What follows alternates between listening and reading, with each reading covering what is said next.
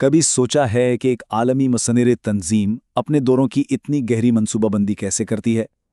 آج ہم ایک ایسے ہی بلو پرنٹ کو سمجھنے کی کوشش کریں گے جو ان کے کام کے ہر چھوٹے بڑے پہلو کو منظم کرتا ہے۔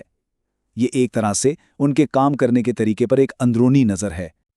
اچھا، تو اس بلو پرنٹ کو سمجھنے کے لیے ہم اسے 5 اہم حصوں میں دیکھیں گے۔ شروعات ہوگی اس بات سے کہ یہ پورا آئیڈیا یعنی الہامی بلو پرنٹ بنتا کیسے ہے، پھر ٹیم کیسی اکٹھی کی جاتی ہے، اس کے بعد 50 گھنٹے کے سخت ہفتے کی ساخت کیا ہوتی ہے، دیرپا نتائج کے لیے کیا حکمت عملی اپنائی جاتی ہے، اور آخر میں پورے سفر کا جائزہ کیسے لیا جاتا ہے۔ تو سب سے پہلا سوال، یہ سب کچھ شروع کہاں سے ہوتا ہے؟ پہلا حصہ اسی بنیادی قدم کے بارے میں ہے جہاں ایک روحانی ویژن عملی منصوبہ بندی سے جا ملتا ہے۔ اچھا، آگے بڑھنے سے پہلے کچھ خاص اصطلاحات کو سمجھنا ضروری ہے جو اس پوری دستاویز میں بار بار آئیں گی تاکہ ہم سب ایک ہی پیج پر ہوں۔ یہ مینول بتاتا ہے کہ ایک مثالی آؤٹ ریچ کیسا ہونا چاہیے۔ اس کی کچھ بنیادی خصوصیات ہیں، جیسے کہ یہ روحانی رہنمائی میں ہو، مقامی لوگوں کے ساتھ شراکت داری پر مبنی ہو، اور سب سے اہم، وہاں کی ثقافت کا احترام کرنے والا ہو۔ اب یہاں ایک بہت ہی دلچسپ بات سامنے آتی ہے، وہ یہ کہ کسی بھی جگہ کا انتخاب کیسے ہوتا ہے۔ یہ کوئی عام فیصلہ نہیں ہے، اس کا ایک باقاعدہ ناقابل تبادلہ عمل ہے جس کا پہلا قدم، جیسا کہ یہاں لکھا ہے، خدا کی آواز سننا ہے۔ تو جب ایک بار جگہ کا انتخاب ہو جاتا ہے تو ظاہر ہے اگلا قدم صحیح ٹیم کو اکٹھا کرنا ہوتا ہے۔ آئیے دیکھتے ہیں کہ لیڈرشپ کے لیے کسے چنا جاتا ہے اور یہ ٹیمیں آخر بنتی کیسے ہیں۔ ٹیم بنانے سے پہلے یہ دستاویز ایک بہت اہم فرق واضح کرتی ہے۔ ایک طرف ہیں سرکاری پالیسیاں، یعنی وہ سخت قانون جن پر عمل کرنا لازمی ہے، اور دوسری طرف ہیں نتیجہ خیز مشقیں، یعنی وہ بہترین طریقے جن کو اپنانے کی کوشش کی جانی چاہیے۔ لیڈرشپ کے لیے جو خصوصیات ضروری ہیں ان کی فہرست کافی لمبی ہے، اور یہ صرف روحانیت تک محدود نہیں ہے، بلکہ اس میں عملی مہارتیں بھی شامل ہیں، جیسے بحران کے وقت فوری فیصلے کرنا اور مالی معاملات کو ایمانداری سے سنبھالنا۔ اب ہم پہنچتے ہیں آؤٹ ریچ کے تجربے کے بالکل مرکز میں، یعنی وہاں کا انتہائی منظم اور سخت ہفتہ وار شیڈول۔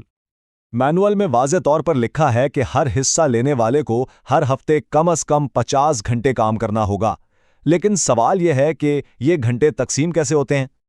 تو اہم بات یہ ہے کہ ان 50 گھنٹوں کی تقسیم کیسے کی جاتی ہے۔ زیادہ تر وقت تو براہ راست منسٹری کی سرگرمیوں میں جاتا ہے، لیکن ایک بڑا حصہ ٹیم کے اندرونی معاملات جیسے دعا اور میٹنگز کے لیے بھی رکھا گیا ہے۔ اس سے ٹیم کو متحد رکھنے پر زور دیا جاتا ہے۔ اور یہ سلائیڈ بہترین طریقے سے دکھاتی ہے کہ یہ سب عملی طور پر کیسا لگتا ہے۔ موریشس کا یہ نمونہ شیڈول دیکھیں۔ صبح کی عبادت سے لے کر شام کو نوجوانوں کے پروگرام تک ہر دن ہر گھنٹہ بہت منظم ہے۔ یہاں فوکس صرف اس سفر پر نہیں ہے بلکہ اس بات پر ہے کہ ایک پائیدار یعنی دیر تک رہنے والا اثر کیسے چھوڑا جائے۔ مینول کا یہ جملہ ان کے بنیادی مقصد کو صاف ظاہر کرتا ہے۔ مقصد صرف ایک مختصر دورہ کرنا نہیں ہے، بلکہ اس بات کو یقینی بنانا ہے کہ ٹیم کے جانے کے بہت بعد بھی ان کا کام جاری رہے۔ اس مقصد کو حاصل کرنے کے لیے دستاویز میں ایک واضح 4 قدمی عمل بتایا گیا ہے۔ یہ مقامی ضروریات کا جائزہ لینے سے شروع ہوتا ہے اور مستقل جانچ پڑتال اور تبدیلیوں کے ساتھ ختم ہوتا ہے۔ اس طرح یہ ایک بہت ہی لچکدار حکمت عملی بن جاتی ہے۔ یہ سفر ٹیم کے اپنے گھر واپس آنے پر ختم نہیں ہوتا، بلکہ اس کے بعد غور و فکر کا آخری مرحلہ آتا ہے جو اتنا ہی منظم اور اہم ہے۔ ڈی بریفنگ کا عمل لازمی اور بہت تفصیلی ہے۔ یہ صرف ایک جائزہ نہیں ہوتا، بلکہ اس میں جذباتی پہلوؤں اور آپس کے اختلافات کو بھی حل کیا جاتا ہے۔ یہ اس بات کا اعتراف ہے کہ ایسے تجربات ذاتی طور پر کافی چیلنجنگ ہو سکتے ہیں۔ تو جب ہم اس پورے تفصیلی بلو پرنٹ پر نظر ڈالتے ہیں تو ایک بڑا سوال ذہن میں آتا ہے۔